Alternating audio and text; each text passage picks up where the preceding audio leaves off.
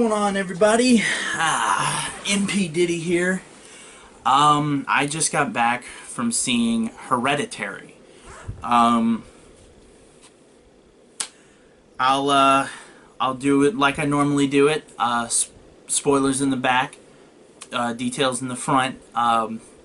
So it'll be a no spoiler review until the end. It is quite a movie. I went into this movie with high expectations, and I really shouldn't have, honestly. Everybody was talking about how scary it was and how, terrifying. Me and my mom, we love scary movies. So, of course, we jumped at the opportunity to go see a scary movie that was actually being heralded as a scary movie. They literally heralded this as this generation's Exorcist. What? Are you serious? Okay, so the story centers around this family. Their last name is Graham.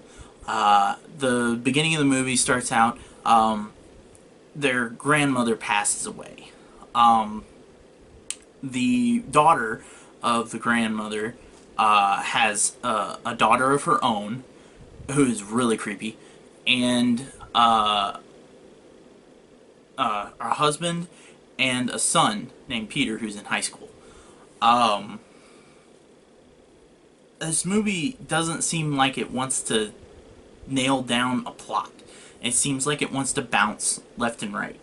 I'll say this, there are a few creepy moments, mostly because of suspense, but it goes into the cliche, oh, let's do a seance thing, and then it becomes supernatural, which was unfortunate because the way the movie was going, it was showing psychological terror due to family grief and horrific instances that happened in this movie. I'm not gonna say anything about it because I'll say that in the spoiler part. But it was really gearing up to show psychological grief, and it was really setting a tone for that. And I was really hoping that somebody was gonna, that it was gonna be like, oh, someone's going insane, and we're just seeing all this stuff that's happening. It's just terrifying stuff. But the ending is nothing like that. Let me just stop there. It has scary moments. There are scary moments, but it's gonna take about an hour and a half to get to those moments. Everything else is slow build. There's nothing really scary in the beginning. It's mostly just slowly setting up a story. It gears up about the last 30 minutes of the film. It starts showing creepy stuff, but it's not till the last 10 minutes of the film that you really start seeing some really scary stuff. Alright, I'm gonna give this film, it was artsy, it was very put together, the plot was all over the place. I heard people laughing during horror parts. I will give the main actress a commendation, who played the mom. She was creepy, and I really feel like she was underused in this film because she was creepy. Her face could contort into ways that really looked terrifying on the screen. Like, bravo, I will say that. All in all, I would give this film like a 5 out of 10. It wasn't that good. It had moments, but I was going into this with expectations of like seeing Get Out. Like, I loved Get Out. I thought Get Out was creepy, and you're trying to figure out what's going on till the very end, and that's how this was starting to feel until you got to the end, and then you're like, really? Okay, so I gave it a 5 out of 10. Here's my spoiler review. Okay, so this movie is centered around the Graham family. What happens in the beginning is the grandmother passes away. after that she passes away, they actually have a part where the mom is speaking at the funeral, and she's saying, you know, oh, my mom was very secretive. It's nice to see all of these new and strange faces out here, people I don't even know, you know, and that's creepy on top of it. And you know, there's a part where Charlie, which is the daughter of the mom, walks up to the grandma's casket and is looking at her body, and she turns to her right, and there's a guy staring at her smiling. And I was thinking, it's a little pedophile-ish, you know, or whatnot. But it's actually explained at the end of the movie. Let's see. Well, what happens, where the movie really starts gearing up. We already know that this girl is really weird. I don't know who plays her, but she looked really creepy. And she always kept going at like weird moments. And she ends up being forced by her mom to go with her brother to this party that's like has no business going to, by the way. She goes to this party. The brother ditches her, leaves her out in the living room during the party's going on so that he can go back with this girl and smoke weed. And she ends up coming to find him because she eats chocolate with nuts in it, and she has a peanut allergy, so she's like having trouble breathing and stuff. So he immediately picks her up, races her home, and he's like, you know, he's driving really, really fast. She is in the back freaking out in the actual car, and she can't breathe. So she rolls down the window so that she can breathe, and she sticks her head out the window, and he misses a dead deer in the road, and when he turns, she hits her head on a telephone pole and decapitates herself. They don't show the actual decapitation. They show his immediate reaction to it. He doesn't look back. He knows what happened. He starts crying really silently. He drives home. He parks the car. He gets out, he goes upstairs, takes his shoes off, lays in bed. He leaves her decapitated body in the car for her mother to find her the next day. That is really disturbing. Just really disturbing. That scene was well done. It was very creepy. And then they did show the head sitting on the side of the road with like ants and everything crawling out of it and everything. That was bleh. But, you know, I don't think we really needed to see the imagery because we knew what happened. Anyway, so that's where it sets up. And that's the part of the movie that I was really, I started getting invested in, because I was like, okay, now you're seeing a grief-ridden family who's just lost their grandmother, and now they have lost the daughter and the sister.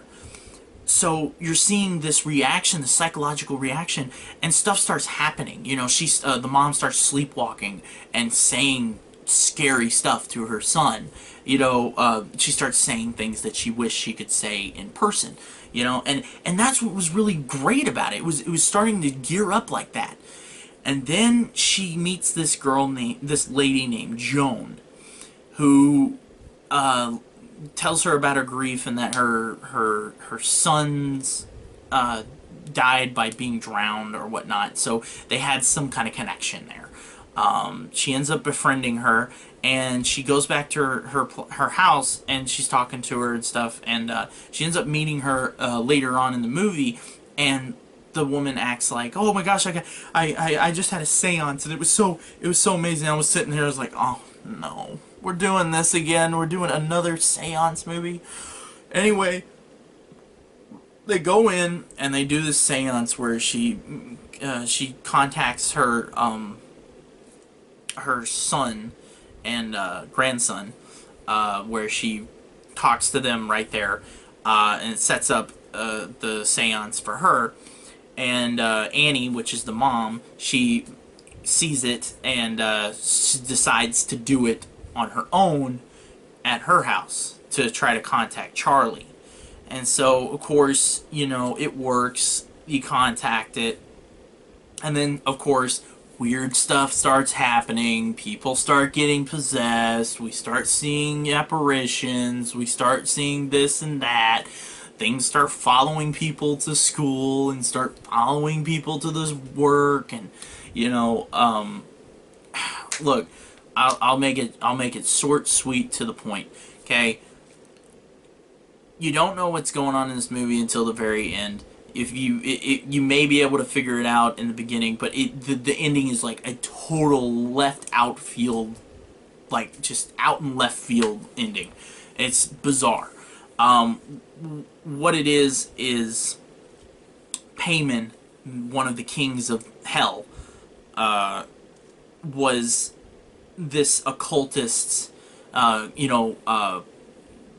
this occult was worshiping him or whatnot, and they were putting him in bodies in this family or whatnot, and they would kill they would have the boy of the family die, and then they would resurrect him by putting Payman into it, into the body. And so the whole movie is about them trying to get Payman into Peter, and they end up successfully doing it. Turns out Charlie was Payman, and the ending is this big ritual, from which you find out that the grandma was the queen of it, along with Joan, who was the second in command. And so they're having a ritual for Payman, who is now Peter. He needed a male host body to enact his riches onto the family, apparently. The imagery in this movie is disturbing. The ending is really weird and really disturbing for me, being a Christian. I didn't expect it to go that satanic. But it was scary. There was parts in the movie that really terrified me. Like I said, there is one scene in this movie that really creeped me out. Just really, really creeped me out. The mom gets possessed. She's right behind him. He sees her in the corner, and he runs. She chases him. He runs up to the attic, and as he's climbing up to the attic, he pulls the ladder up into the attic so that he's there, and he locks it. Then you hear banging on the door, and you're thinking, okay, just taking the stick, and banging it. No, they show what's going on the outside of the door. She is on the ceiling, on the door, banging her head onto the door, where just blood is coming out as she's banging her head on the door, and I'm just like, oh my gosh! Like, that's creepy. That's really creepy. I really would have loved to see the movie, like I said, be a psychological horror where it was nothing to do with spirituality or anything like that. I was really excited to see it just be a psychological manifestation of these people's grief and stuff, and it was gearing up like that, and I was really excited. It was like, ooh, it was a fresh take on something different. But then, boom, we go into the seance thing, which has been overdone so many times in movies. But, like I said, I gave it a 5 out of 10. If you want to go see it, you can. If you got to the end of this movie, at the end of this video, and, you still want to go see it, by all means, go for it. That was my review. If you would like, it would be awesome if you just like, comment, subscribe. I'm really trying to get these things back up. I'm sorry I haven't done videos lately. I'm going to be uploading a bunch here soon. I've just been really in a depressed state and been having some issues.